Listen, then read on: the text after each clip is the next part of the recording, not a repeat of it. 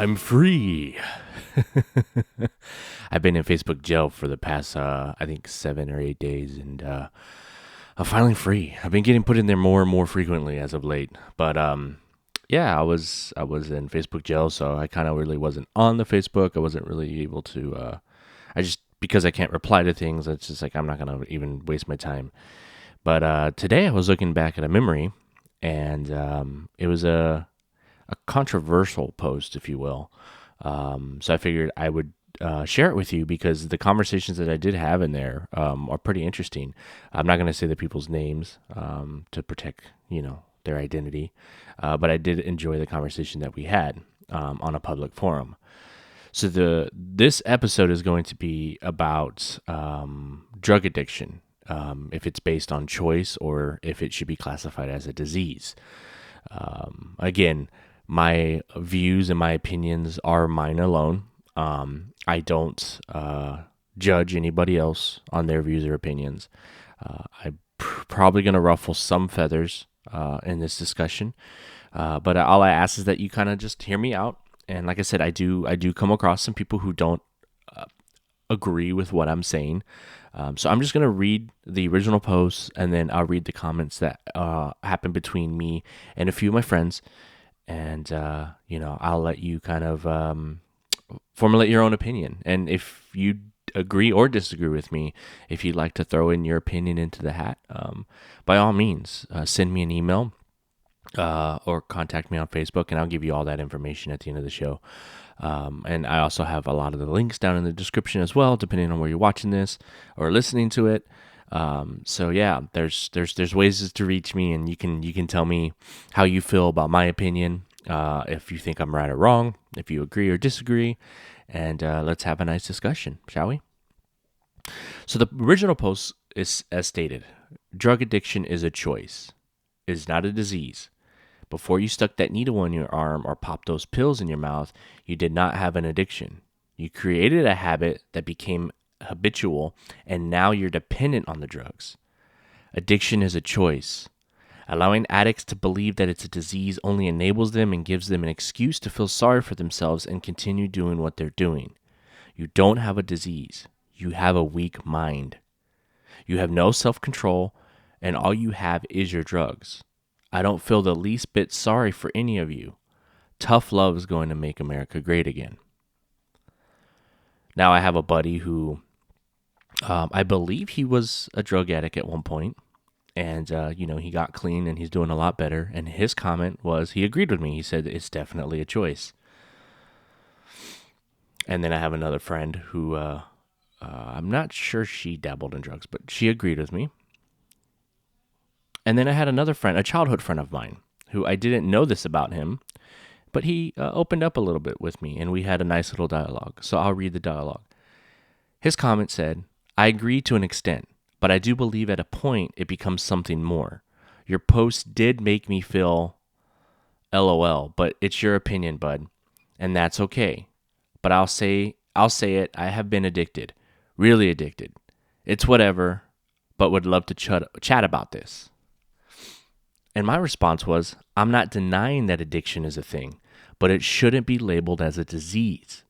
It's not on the same plane as cancer, even though your addiction can be caused by cancer, which is a disease. Addiction is a self-inflicted thing. My stepdad, for example, was an alcoholic, and also he was bipolar. His bipolar was a disease that his addiction tried to hide, but only intensified his unstableness. It made my life a living hell. He was weak and he relied on his addiction to deal with life. He didn't want help. Addictions can overcome if the host really wants to change their mindset. Can be overcome if the host wants to change their mindset. You can't get rid of a disease with a different mindset. That's why I can't classify it as an addiction. That's why I can't classify addiction as a disease. And he responds, I come from a family where certain unnamed individuals supplied as you would to my cousin and I at a very young age. Even before I moved with my dad, where I met you and others, we didn't know any better as children, and I hid it kind of well all through junior high school and high school, but it took over me. I really couldn't stop, even though what you say is true, your choice was taken. Now I don't drink or anything for the mental disability caused from that long will I'll always want.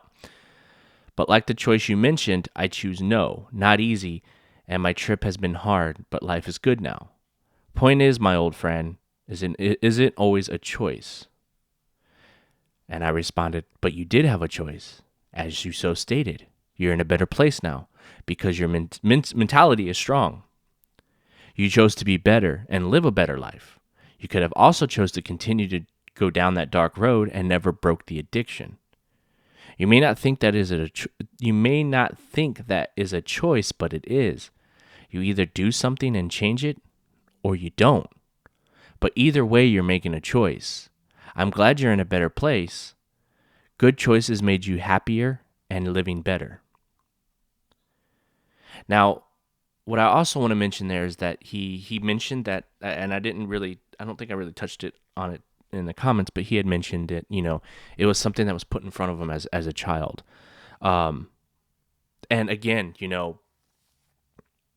I still stand by what I said as far as like I don't believe that addiction is a disease. It's a choice. And even at a young age, you may have had drugs put in front of you and may have not really quite understood what you were doing, but at the end of the day, you still made a choice. Your choice was to say yes or no to it. And again, I think that responsibility does fall not only on the individual, but if somebody's so young, it kind of falls on the parents too. You gotta be able to have those conversations with your kids and let them know what these addictions are and what they can, the kind of havoc they can wreak on your life. I was around that at a young age with my stepdad, so I knew what alcoholism was at a very young age, and it made me not want to try alcohol. It made me want to steer clear of that type of stuff. And for the most part, I've done drugs throughout my life, but I also did a lot of my research on drugs prior to doing those drugs. I've smoked a lot of weed. I've done shrooms. I've done salvia. But the harder stuff I never really got into because I knew the drawbacks of those things. I never did cocaine. And I never ever thought about ever trying crack or heroin or meth or anything like that. But it's because I did my research. I didn't just blindly take stuff. I don't take medication very often. In rare cases I'll take it, but I don't like having an altered mind. I don't like putting substances in my body. Medication wise that I don't know the full extent of what they can do or if the effects are worse. It's one of the reasons why I don't like taking aspirin. I'll take aspirin occasionally, but I don't like taking it just because it can cause stomach bleeding, and that shit terrifies me. So, like I said, I come from a place of somebody who one of my main addictions was cigarettes, and I talk about that. I have another discussion in here that I have with somebody, and I bring that up. I'd been smoking cigarettes since I was 12. And I was able to quit. I tried quitting a few times, but at the end of the day, I really didn't want to. And so my mentality behind it was weak. So, of course, I'm not going to succeed, right? Versus when I did quit, and I'll mention it in the comments, when I finally did quit and I actually went cold turkey and it was easy for me, it was because I had a reason, I had a purpose to do it. And that mentally made me strong. So yes, let me get into the next part, and then we'll continue. So after that, I had another friend leave a comment, and it was actually a friend of mine's mom. So somebody who was a lot older than me weighing in, and so they said addiction is, quote, chronic disease. Persistent, reoccurring. Not a disease per se, but chronic disease. I hope that makes sense to you, or better explained. And my response was, although I understand, I still don't compare addictions to diseases as one and the same. I was addicted to smoking cigarettes. But once my daughter was born, I made the choice to quit.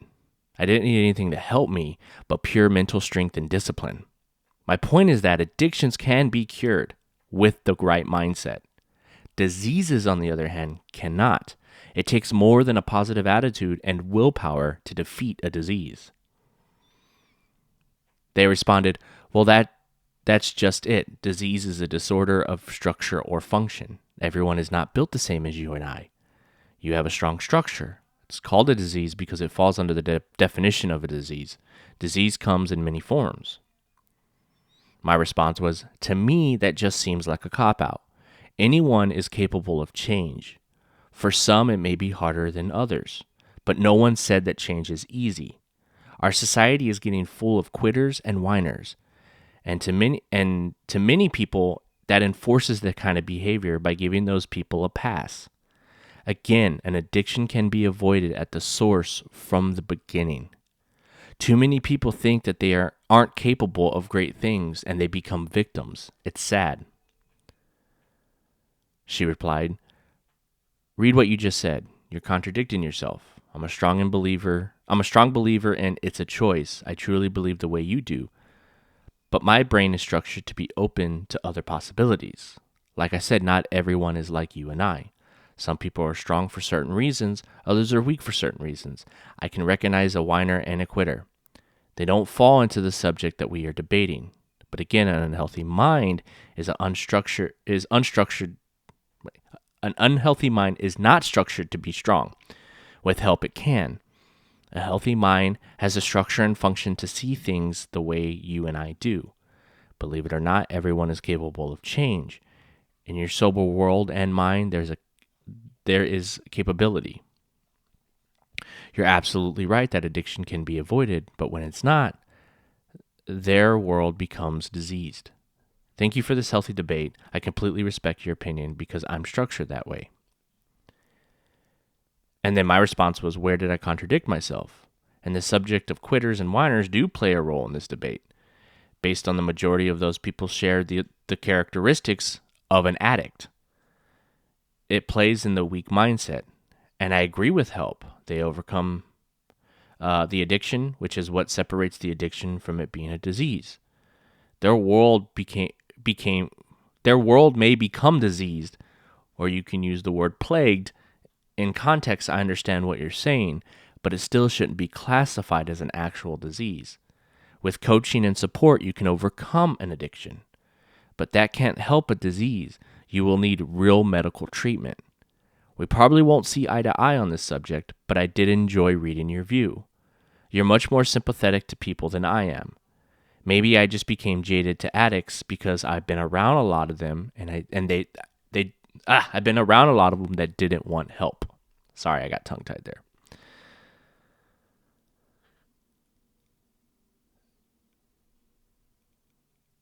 And then I had one that's close to me that all they said was, I don't agree. Now, I didn't pre-read this one. I didn't see this one before I did the episode here. So we're going to just go through it and see what it says. But that person said, I don't agree. Maybe people with addiction issues are weak, but doesn't make them any less human. Which nowhere in this did I say that made them less human. And that was my response. I said, never said they were less human. The point of the post is addiction shouldn't be classified as disease, since in itself it's self-inflicted. They replied again, I don't think it's self-inflicted, but I can see where you're confused. Now, this is a person that I know, but we don't know each other. We should know each other better than we do. But yeah, they're family. But again, I think with this, a lot of it comes from they're older than me, so they have that mentality, and they've lived through addiction, so yeah. Anyway, so my response was, how is it not self-inflicted? People make the choice to try a drug, which in turn can become an addiction. And I'm not just talking about street drugs. Caffeine is considered a drug, but I wouldn't tell someone addicted to coffee that they have a disease. And then another friend of mine comes in and says it's 100% self-inflicted. To view it as a disease is a reason to play victim. When viewed as a disease, it's much more likely that the addict would just continue doing it because, quote unquote, it's a disease. I can't cure it. But viewed as a choice, It makes it, one, easier for the addict to overcome when they realize that they have the power within them to beat it. And then he put in parentheses, I don't care how addicted and to what degree they're addicted. I mean, that's what they teach you in rehab. It also, too, makes it easier for their loved ones to come forth and encourage to help them. And then I told him, well said. And then I have one more here. I didn't respond to this one. I don't know why. Maybe I just didn't see it. But there's another person that says there's a difference between true addiction and an impulse not resisted. This graphic actually mixes both scenarios together. For someone to have a true addiction, they would have to have an impulse they can't resist. Some drug addicts just enjoy taking them and prefer not to stop, while other times those prone to addiction will get off the drugs and become addicted to something else. It more has to do with the brain function than weakness. And an outsider can't really tell which scenario the person is dealing with unless you observe them for a while, have them get a diagnosis or get a brain scan. Now, I don't know why I didn't reply to her, but I see what she's saying. And again, it comes down, again, I feel like it boils down to, accountability and knowing who you are. What she was saying there, as far as they go from one addiction to another, that's true. There are people who have addictive personalities. Joe Rogan being one of them. He's made it very clear on his podcasts before about it, that he has an addictive personality. He's had other people on there that have been aware of their addictive personality and have made that point. And again, it's that self-awareness. It's being able to mentally tell yourself, I'm not going to do something because I have an addictive personality and I know how I am and I know that I can't indulge myself in certain things because it takes me to a dark place. Accountability, strong mental awareness, understanding who and what you are, and what you're capable of. I think too many people are afraid to push themselves to that limit and understand who and what they are. Some are afraid to admit who and what they are.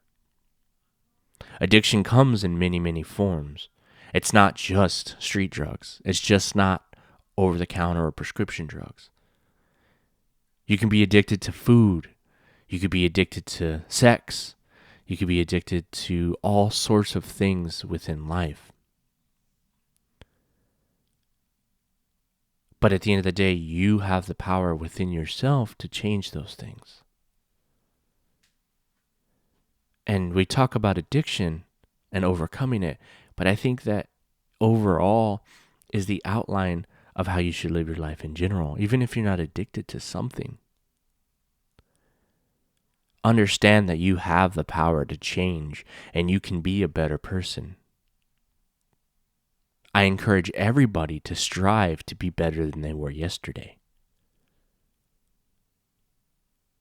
But no one ever said that pushing forward and trying to be better was going to be easy. If you can admit that you made a poor choice and that's why you are where you're at, and you can stand back up and say, I'm going to fix this, then we're moving in the right direction. So again, if I've rubbed anybody the wrong way, understand that my mindset does come from addiction. And although I wasn't addicted to anything heavy, I was still addicted to nicotine, and I overcame it. And again, it was because I had something greater than my addiction that helped me to move past it. And maybe that's what you need to find. If there's something that's plaguing you, look for something that is positive in your life, something that motivates you, and go on from there. But I'm really interested into seeing what your view is Because again, a lot of the people that commented, that were agreeing with me, it's weird.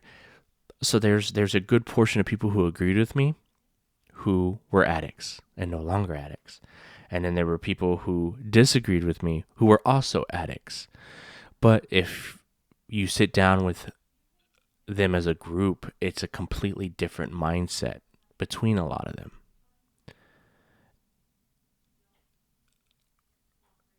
So yeah, I don't know where I'm going with that, but I mean, there is, again, I think it's just pointing out there's a mindset.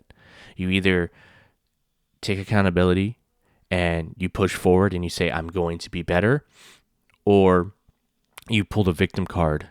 And I hate saying that because it does sound very harsh, but in reality, that's what a lot of people do, is they pull the victim card. And it's not just with addiction. There's a lot of there's a lot of things going on right now in the world where people want to pull that victim card instead of taking accountability for themselves and realizing that they can be better. But I'd like to know what you think. So send me an email at cognitivediscoursepodcast@gmail.com, or join the Facebook group under the Cognitive Discourse. All the links will be down below. And let me know what you have to say about this. Again, this is an episode that is probably going to ruffle some feathers. But again, I want to have those conversations with people. We all are human at the end of the day. We all have feelings. And I'd like to know how people feel. And I'd like to have those dialogues and understand that there's no hate that comes from my heart in any of these episodes that I do. It's about having discussions and trying to find common ground with each other, and ultimately to try to live a more positive, more happy life. So with that being said, you guys enjoy your Friday. Have a safe weekend. And until next time.